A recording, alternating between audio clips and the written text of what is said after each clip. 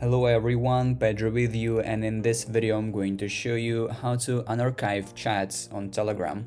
So actually it is very easy. I'll show you how to do that. You need to watch this video till the end so you won't miss any important steps. So first of all, we need to open Telegram, and here, as you can see, I have some archive chats folder in the top side of the screen. Here it is. If you do not see the archive chats folder right here, you just need to drag your screen to the bottom and you will see it appearing. So basically click on it, and here you will see the list of archived chats you have.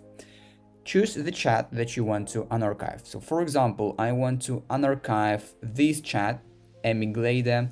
So to unarchive this chat, you already saw that you just need to scroll, just drag the chat to the left like this, and you will see some options: pin, delete, unarchive. So basically click on unarchive.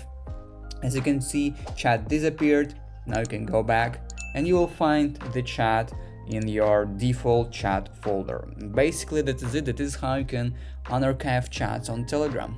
If you found this video useful, leave a like and subscribe to the channel.